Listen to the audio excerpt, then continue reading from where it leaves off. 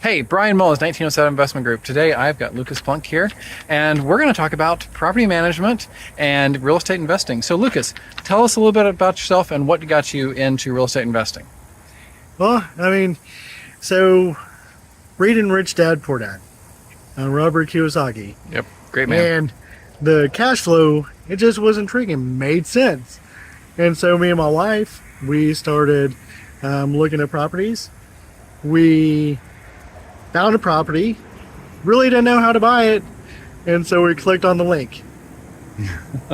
3 seconds later, Paul David, That's the way we roll. 1907 Investments calls me. And so 30 minutes later, we're looking at a property to buy. Excellent. So whenever you clicked on that first one and you were getting into the business, what problem were you trying to solve? Actually, just trying to step in and figure it out as we go. Okay. And so that was a property that we're potentially trying to Is that buy, one of the ones and that you actually bought? we did not. One We you did didn't not get. buy that one. However, we had another one that was right down the road, and we did buy it. Oh, that's awesome. So whenever you first got into this, obviously a little bit nerve-wracking, whenever you first decided to start a new venture, getting into property management and real estate investing, what were you most nervous about? And then what problem were you looking to solve by hiring a property manager to do this versus doing it yourself? So me and my wife were parents of 4 kids, a lot of activity. We both have full-time jobs. Our problems would be not taking care of them. Right. I'm not having enough time to take care of them. And so in the Rich Dad Poor Dad books, it's talked about you definitely have to get a property manager. At that point, it's a transactional piece. You get a statement and a debit to your bank account. Yep. Once a month. That's all you have to worry about. That's the solution I was looking for. Excellent.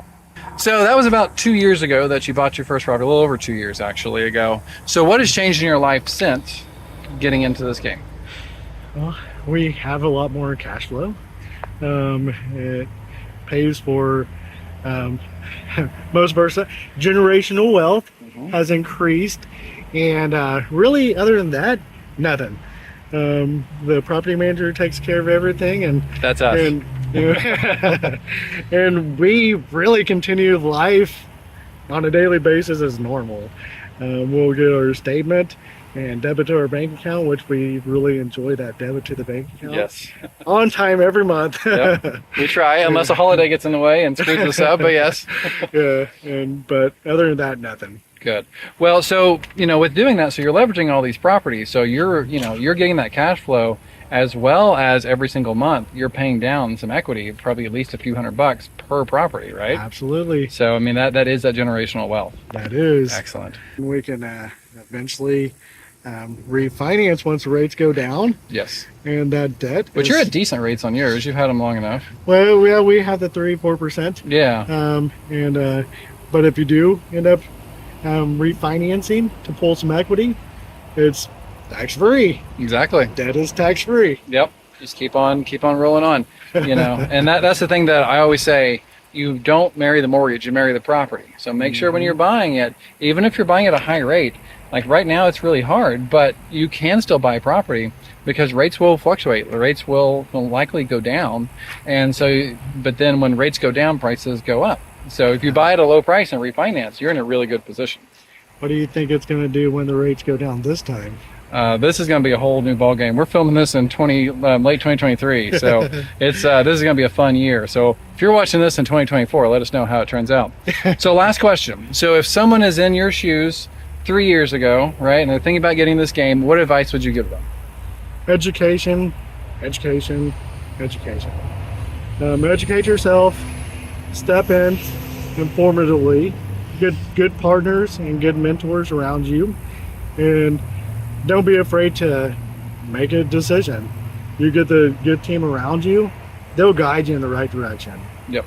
And 1907's that guide, right? 1907, they have been my mentor and my guide. So I really haven't been scared on any of my decisions. Good. And sometimes I do step in a little bit too fast, and Brian guides me and steers me in the right direction. Yep, that's right. That's we all.